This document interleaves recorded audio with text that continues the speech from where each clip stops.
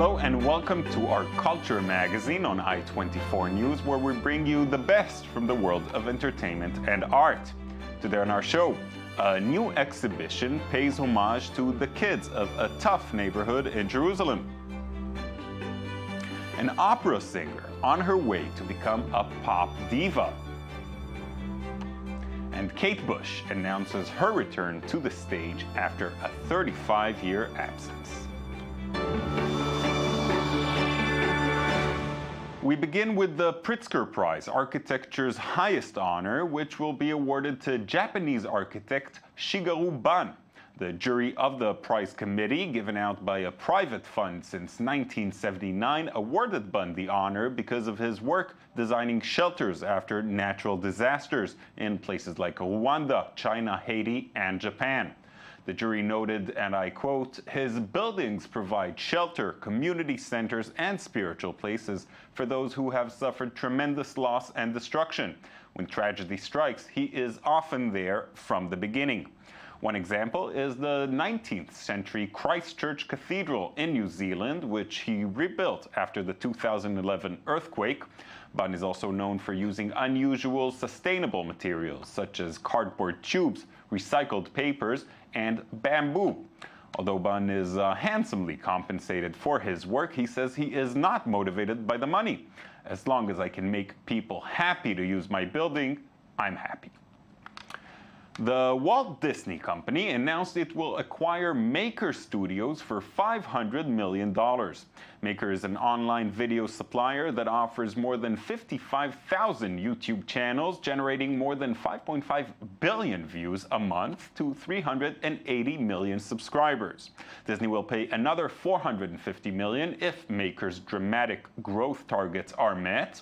The deal offers Disney an immense new distribution channel.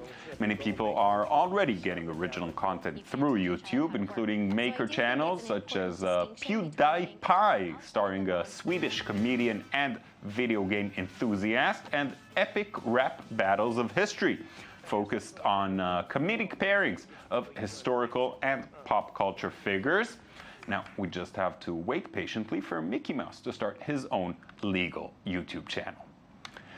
Blue Note Records has recorded some of the most loved names in jazz since its founding in 1939. Among them are John Coltrane, Sonny Rollins, and Miles Davis. Its recordings reflect the development of various jazz styles over the years, like hard bop, 1960s avant-garde, and more recently, jazz incorporating hip-hop textures. To celebrate this history, Blue Note has launched the 75th Anniversary Vinyl Initiative. Starting this Tuesday, and once a month, the label will release 5 remastered vinyl recordings from both the classic and modern eras of the label that it considers essential. The records will retain the original artwork, and 100 albums will be released altogether. The first batch includes Art Blakey's Free for All, John Coltrane's Blue Train, and Wayne Shorter's Speak No Evil, a joy for vintage music lovers worldwide. And for the first time ever, the Rolling Stones will be coming to Israel. The concert was officially announced Monday at a press conference in Tel Aviv. The legendary rock band, which has released 29 studio albums, 19 concert albums, and 25 collections in its 50 years history, will perform on June 4th. The show will take place despite Mick Jagger's recent personal tragedy, the suicide of his girlfriend, and despite ongoing calls to international artists to boycott Israel for political reasons. When asked about the issue, the concert's producer said that the stage is a place for artists to connect with their fans, putting political issues aside. Either way, I'm sure it'll be a great show. The Jerusalem neighborhood of Musrara has a complex social history. Now, the Musrara Art School, located at the heart of the neighborhood, presents an exhibition that serves as an homage to the children that grew up there. Elsa Murges brings us the story. At the heart of this exhibition at the Musrara Art School are children who grew up in this neighborhood in the 50s and the 60s. It was a period marked by a large immigration waves of Jews from Arab countries' communities. Musrara was a cheap place for these immigrants to settle in, and many of them did. Students of the local art school worked hand in hand with the neighborhood's residents to collect photographs from family albums and to track down those who posed in them 60 years ago. I took pictures of women. It's a 5th grade picture, and I managed to get all these women together again after 50 years and made the picture again in the same room. And they come tonight and they saw themselves after 50 years after not being together, and it was really, really exciting. It was a collaborative effort from the inception of the idea to the exhibition coming to life. Residents of the neighborhood have even been invited to name the close friends and family members they recognize directly on the exposed pictures. And just like the neighborhood itself, this school reflects the diversity and coexistence that characterizes Jerusalem. Students come from all over Israel and from various backgrounds. We have people, we have a lot of Jewish people, we have Arabs studying here. We don't even see it as a difference. To us, it's really like part of the way life is. We don't see it as something that's, special. We see it as just the part of the way we are designed, the Israeli culture and the way Israel exists. It's just part of the way we live, and it works very well. The Musrara school has adopted the history of its cosmopolitan surroundings, that until 1967 was on the frontier between Israel and Jordan. The hardships Musrara's residents endured in what was once a tough neighborhood made it birthplace of the Israeli Black Panthers movement. It was founded in the 70s as a reaction to the discriminations against the Jews who were born in Arab countries, known as Mizrahim. The exhibition strives to better illustrate cultural background of this movement and the faces of the kids that grew up into it. It's not only important for the family album, it's also important as a document, as an important point of view for the history, for the social history of the society here. Some residents use this opening exhibition as an opportunity to play traditional music, heritage of their family's background. The exhibition is on display until May 13th.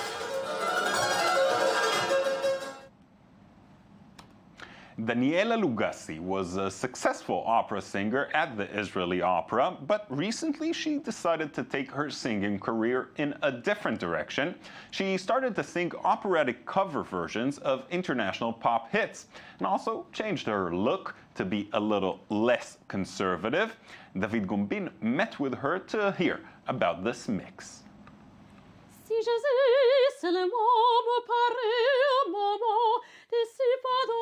Not many little girls see their destiny as being opera singers, but Daniella Lugassy did.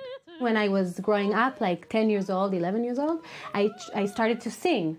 And my teachers, voice teachers, told me, you have something like an opera, maybe we should check if you can sing opera. And they gave me songs to sing and arias, and it was like a perfect match. After studying music at Tel Aviv University, Lugassy was spotted by world-renowned conductor Zubin Mehta.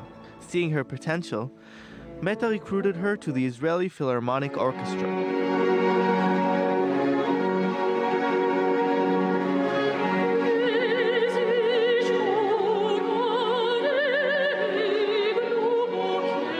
In 2013, however, Lugassy, who sang in productions of Aida, The Barber of Seville, and The Magic Flute, discovered another beat suitable for her vocals, pop. She began singing covers of Lana Del Rey, Coldplay, Depeche Mode, and Sting. So I thought, I'm an opera singer, but I love that music and I love opera, so I can do both. So I was thinking, why can't I do both and just do it together and make it artistic thing? The thought of mixing opera with current hits marked the start of a new career for Lugassy. Her first opera cover was of Depeche Mode's Enjoy the Silence.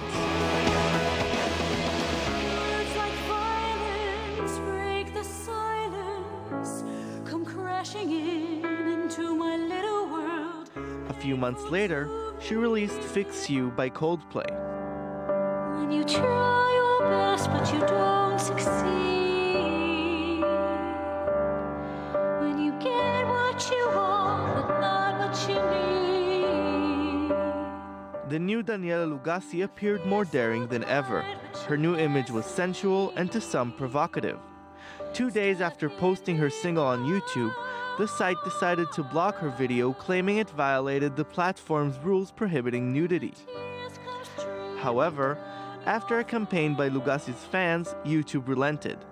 The video, which had received 40,000 views prior to its removal, was supported by the removal buzz and attracted more and more viewers. Today, it has been seen more than 1 million times. And it made me, you know what, it made me mad. I want to do more provocative because I think they can't tell me what to do, you know? Daniella Lugassy's first album, Crossover, which includes only cover versions of known songs, recently came out. It features, among others, video games by Lana Del Rey. I really liked that song, but I liked her version. And I thought, how can I do it differently? And I'm an opera singer, so I thought, it's perfect. I can do it. It's like it's written for opera.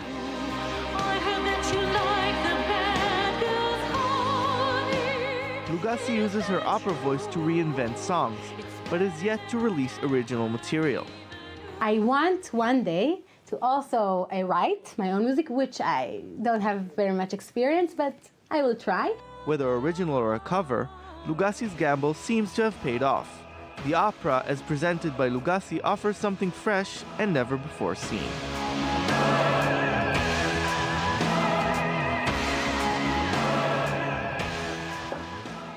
In just a minute, we'll talk about Kate Bush returning to the stage after 35 years. But first, here are a few cultural highlights from around the world. The Guggenheim Museum presents Italian Futurism, 1909 to 1944, Reconstructing the Universe, the first comprehensive exhibit about this artistic movement in Italy. The multidisciplinary exhibition examines the breadth of futurism across different media. It presents chronologically over 300 works, including painting, sculptures, ceramics, films, photographs, music, and performance pieces. Discover futurism at the Guggenheim in New York until September 1st. Israeli photographer Ron Amir is presenting one of the most significant photographic projects ever completed in Israel, a 12-year documentation of the village of Jisr al-Zarqa. The exhibition showcases the village's Arab inhabitants through their family life, religious celebrations, and life's most significant milestones. It's presented in 3 locations at the same time: Haifa's Museum of Art, Jisr al-Zarqa's High School, and Holon Center for Digital Art. The Hamente Museum in The Hague is featuring 100 works of art from the Moritz House famous collection. An entire wing of the museum has been dedicated to favorites like Vermeer's View of Delft, Rembrandt's The Anatomy Lesson of Dr. Nicolaus Tulp, and Potter's The Bull. The collaboration between the 2 museums yields masterpieces from 6 centuries together under one roof. The exhibit is on view until April 5th. And now we have the pleasure of having Gabi Tartakovsky in our studio. Hi, Gabi, and you bring some very happy news. Exciting news. One of the most unique voices in pop music history is finally back on stage. I'm talking, of course, but none other than Kate Bush. She is the spiritual mother of Tori Amos and countless other quirky female artists. Now, as much as Kate Bush is an iconic singer, she didn't perform live since her tour in 1979. She came on stage for special appearances here and then, but this is now the major. It's not even a tour, basically. It's a residency in London starting mid-August, and so it's been tailor-fit to her. She's not going to go on tour now and crisscross the globe, but she has her space to do as she pleases with. Yes, I mean, she came from a long hiatus in 2005 when she recorded her what used to be her latest album, Ariel. And from the moment the album was released, people were wondering, when is she going to get back on stage? And she released another album, 50 Words for Snow, and didn't tour to support that album. And now this tour, this show, doesn't support any new album as of yet. She just stated last Friday, I'm going to do a special residency in London, 15 shows. So we don't know yet which songs she's going to sing, or we're going to hear some of the old classics? Or... I mean, her only tour back then in 1979, she performed just material from her 2 albums she released back then. Of course, now she has a tremendous catalog catalog and various classics. We don't know what she's going to do, but it's obviously going to be very, very special.